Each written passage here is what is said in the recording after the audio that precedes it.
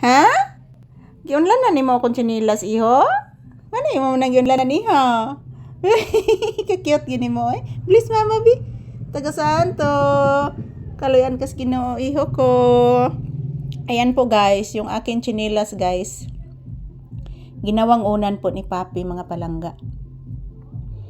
So doon po, linagyan ko din ng damit ko guys para maamoy-amoy ni Papi yung aking damit. Yan, gusto po niyang humiga sa aking sa aking chinilas guys. Please again, iho ko. Taga Santo, iho. Kalayan kas Ginoo, anak kong gwapo. Ayan po mga palangga. Mo nang gini among buhay diri ni Papi guys. Naara jud mi diri sa simento guys, oh. Yan. Bugnaw kayo mga palangga. Doon guys, madilim. Hindi ko po ino-on yung ilaw. Dito lang po na ilaw yung aking gi-on guys. So yung TV ko po, yan. Ako ra na siyang gikuhaan og takob mga palangga kay mahunlos man gihapon. Ya. Nagyaw-yaw gyapon sa titsarina nimo anak. Paminawa. Paminawa anak. Nagyaw-yaw. Nagyaw-yaw gyapon anak. Paminawa anak. Ayan po si Papi mga palangga. Nakikinig po sa mga ingay ng sasakyan. Ang daming mga motorsiklo na dumadaan guys. Ang daming mga sasakyan na dumadaan. At the same time, maroon ding nagpa-music. So ayan, good afternoon once again. Magandang hapon once again. So this is Papi's update and episode. Nandito pa din kami sa loob ng bahay guys. Nakikinig sa mga kasika sa labas.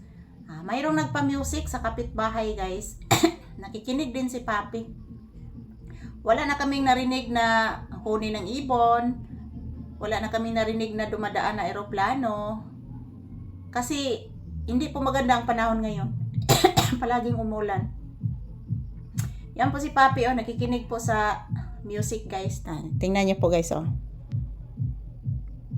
Nakikinig po siya sa music guys. May laing lingaw diri guys. Ang iyang gikanan mga palangga, ako nang gihugasan mga palangga.